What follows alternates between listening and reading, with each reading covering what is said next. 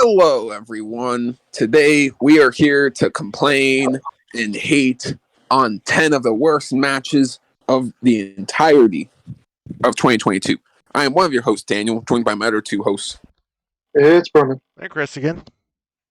So we just filmed a very positive review, which was the NXT TakeOver New Orleans retro review.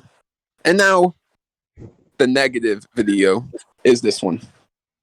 So I will admit, this year had quite the stinkers, but they weren't as stinky as most worst matches of the year. Like 2021's worst match of the year, the Zombie Lumberjack match.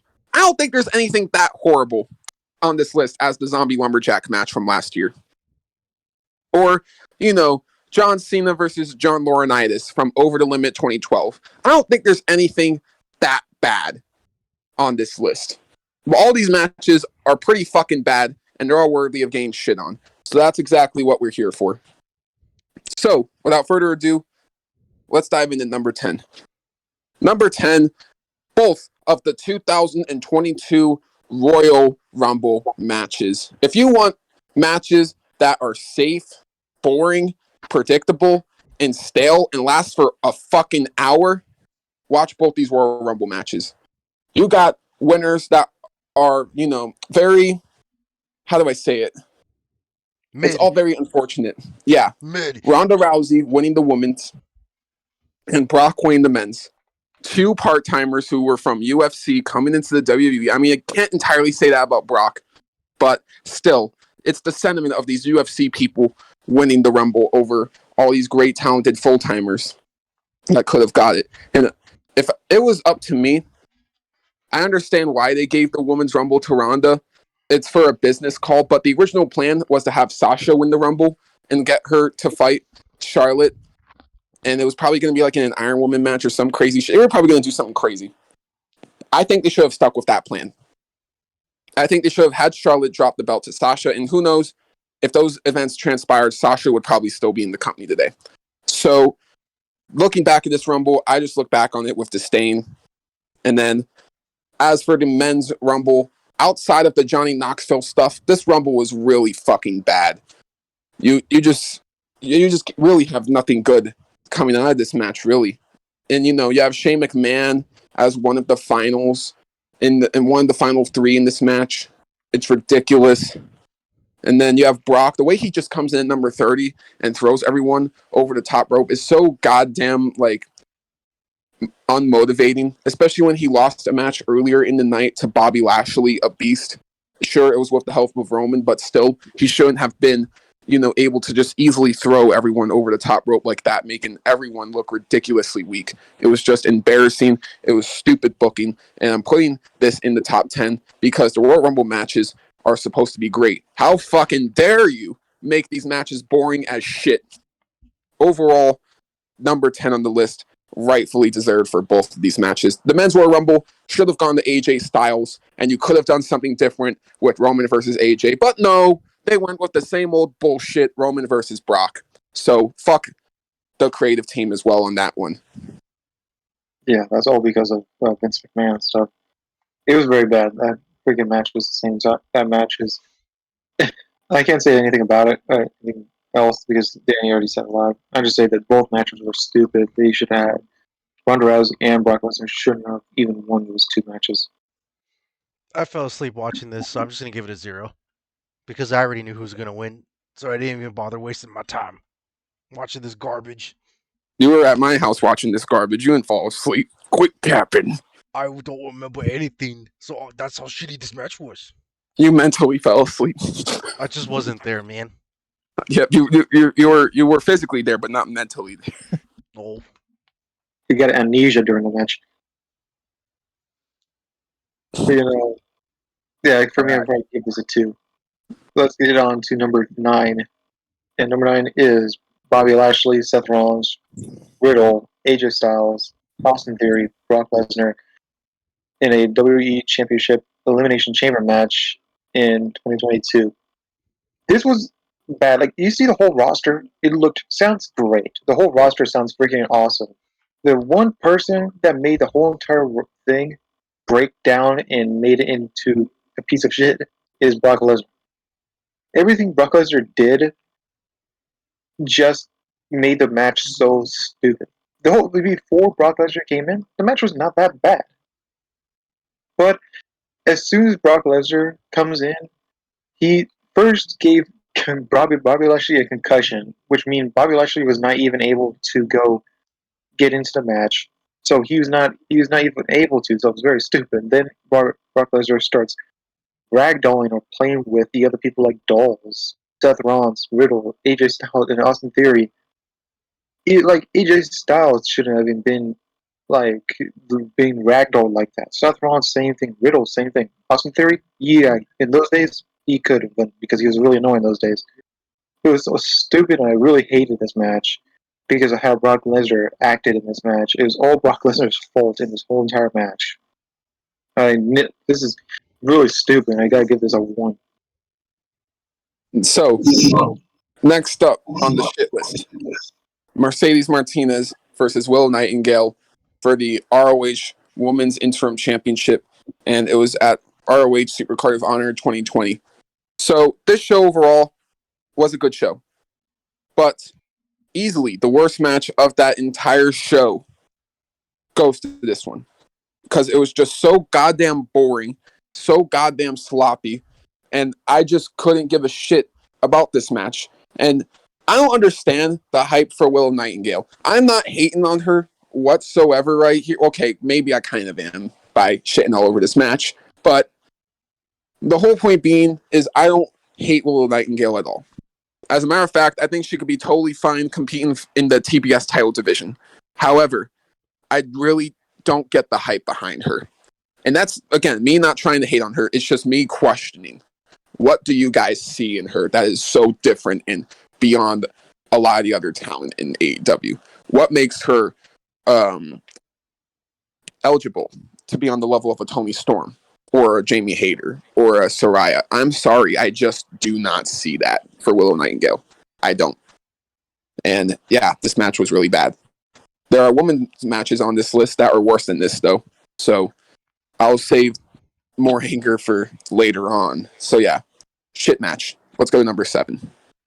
Yeah, and number 7 is Ronda Rousey versus Shotzi for the SmackDown Women's Championship, Survivor Series 2022. And it was surprisingly enough, Shotzi was the kind of the MVP. I think she was doing a great job. The thing is that Ronda Rousey fucking sandbagged Shotzi, which made the whole entire thing fall to pieces. Ronda Rousey makes everything worse. Like that's everything we are talking about most of the time. Is that Ronda Rousey makes everything bad and worse. She's not good at doing these crap, and this made Shotzi like look less believable. It was so stupid. It was all Ronda's fault. 100%. Shotzi was doing okay. It's not that bad. I do like Shotzi. And like she was doing good. Then freaking Rondo just said, I'm gonna sandbag her because I don't care about the company anymore, pretty much. And it was so stupid. I really hated this match how the Ronda acted like this. It was just unprofessional. It was so stupid. I really didn't like this thing from Ronda. Shots was doing a good job, but Ronda made this match really bad. So I gotta give this a 1.5. And at number 6, we have Happy Corbin versus Madcap Moss. I don't understand why this is at the WrestleMania Backlash because literally this match didn't need to belong here. And I was complaining about this the moment I saw this live because I'm like, who the fuck cares? I don't like Happy Corbin. I still don't like Corbin now. And Madcap Moss was boring. This match overall was just a complete waste of a time. And that's all I can really say. And as for number 5, I'm gonna keep it short because I had the exact same damn problem with Warlord and FTR taking on Jay Lethal and the Machine Gun Kids or whatever. Again, another very boring ass match where nothing was really going on, and at least it was going to be cool seeing a Warlord and FTR team up, but they didn't really do anything because half the time they were just going at a slow, steady pace, which is fine, mind you. I don't mind these kind of slow matches, but then again, a complete waste of time. It didn't belong in the card. There was no story or anything built up to this. They literally shut off them like literally one time because they're just like, fuck it, FTR can't compete for the tag team titles. It's not gonna happen. Let's just put them on the card for no damn reason. So a complete waste of time. And I'm done. Yeah. So let's hit number 4, which is Ric Flair's last match. Jesus Christ. I know Chris likes this match, which I have zero idea why. He just likes people dying in these matches, I would say. But I think he was, looks like Ric Flair was dying in his deathbed. Seriously, he was like, it was so depressing to see a pretty good wrestler turn into a pretty much like a sandbag for everyone. To me, it was just so stupid. I don't think it was a good match. I feel like Chris just wants to see people die in matches. That's all. No, man. Listen. When people think of Ric Flair's best match, they think of Shawn Michaels, right? That was beautiful. And the "I love you, I'm sorry," but no, man. This match may have been terrible, but it was so goddamn terrible. It was amazing. Just seeing Ric Flair get his ass kicked at like age what? How old was he when this match came out?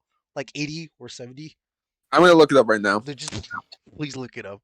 And him just taking a guitar shot from Jeff Jarrett was the most amazing thing. And Ric Flair just barely, just I mean, 73. he was 73 when he fought this match. Yep. Listen, Actually, no, he was 72. Now he's 73. listen, man. Still. I don't think Ric Flair's done. If we can get more shitty matches like this, I kind of want. He him said to he's go. not. That's what he said last time. But listen, man, Jeff Jarrett's in AEW. We get him to fight Ric Flair Do in not send Ric AEW Flair to Revolution. I would pay good money to see this because this match was so fucking retarded. But I loved it so much. Just seeing Ric Flair die. Chris, you can't ruin AEW like this. Listen, It's gonna be a dark elevation match. listen, man. We got house shows. Ric Flair's final And- match on Dark Elevation. Listen, man. We got house Dark matches desserts. now. So like, if they ever come out here to our state, I will pay money to see that and record it. Wow, I man. will pay good money to see that match happen. Yeah, This I is a think 10 out of 10. Oh god, I think that's awful, but not as awful as this next match at number 3: Vince McMahon versus Pat McAfee. Now, the moment itself, where we were having all the chaos with Stone Cold stunning everyone afterwards, this is a lot of fun. But if we just have to be objective here, this is terrible. And Vince McMahon, I don't care how old he is. Those are the absolute worst clotheslines I have ever seen in my entire life. And he kicked a football at McAfee, which is a technical disqualification. And yes, he's the boss and everything, so technically they can't call for disqualification, but it doesn't fucking matter because it's still breaking the rules, and that's the way it works. No, I don't really care about that part, but for real, this is fucking terrible. But objectively, this was a lot of fun, so I don't know what else to say about that. Let's go to the top 2 now. Yeah, top 2 is right now. It starts number 2. Obviously, Jade Cargill versus Nyla Rose, TBS Championship, AEW Full Gear 2022. This was a very stupid match because the big thing about this match to me is that first 2 matches of the show, everyone cheering their whole hearts out. After this match, everyone went to sleep. Like everyone got hit like a tranquilizer dart, and it's like, I'm not gonna, I'm too lazy or something. It just so poor. Like no crowd, and it was really bad at the same time too. So it's just not a good thing to watch. It was very dumb. It was very lazy at the same time. I do like Nyla. I hate Jade. I do like Nyla Rose. It just super stupid and bad match. Same time. So definitely I'm gonna give this a 1. And I'm in the same boat, but I'll give the match a little bit of credibility because at least for like the first 5 minutes when they were going outside, they were somewhat trying. I mean, it wasn't good or anything, but it seemed like, oh, okay, they're gonna actually go for like maybe like a 5 or a 6. But no, as you said, Berman, the crowd was dead. I was dead. I was probably in the bathroom or something because I just didn't care. And Jade Cargill, Jesus Christ, is still the most mid-ass thing for the TBS title, and she's 15-0 right now. So I don't know who's gonna beat her, and I don't care anymore. Mid. That belt means nothing, and that's why I'm very happy Ember won the ROH belt instead, because that belt means more. So, yeah, that match was fucking garbage. Worst women's match of the entire year, without a doubt. And it almost was enough to kill a fucking pay-per-view, but thankfully it didn't. This next match I could say even worse about. Number 1, The New Day versus the Brawling Brutes, WrestleMania 38 Night 2. Originally, when me and Chris reviewed this show, we didn't really take it all into consideration. We just saw a quick 3-minute match, and we were like, oh, okay, that's it. All right, whatever, 3.5. Who cares? But I actually looked back, and I really thought about it all. 3 weeks before this, you have Big E. His life nearly ended when his neck got injured in that belly-to-belly suplex on the outside by Ridge Holland. And I'm not blaming Ridge Holland. Mistakes happen. This is the industry. And Big E is very forgiving to Ridge Holland as well. And Ridge obviously has shown his apologies and, has clearly felt bad about the whole situation. So I'm not mad at anyone at all between those, the Big E and Ridge injury. But this is what pisses me off. You have Kofi and Xavier. They come out in these Big E, attires, the Big E tribute attires, the singlets that Big E wears. And, you even show the replay of Big E nearly dying. You have that replayed before the match, which is all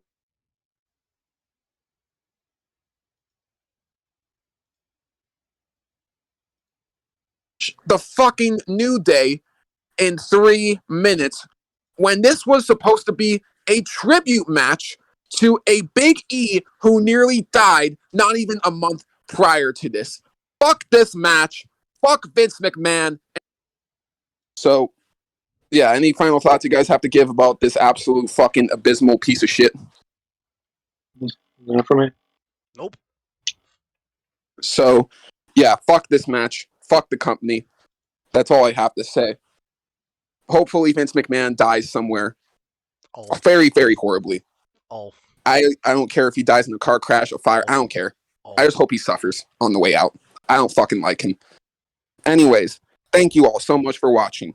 I've been Daniel. I've been Berman. Let me, Chris.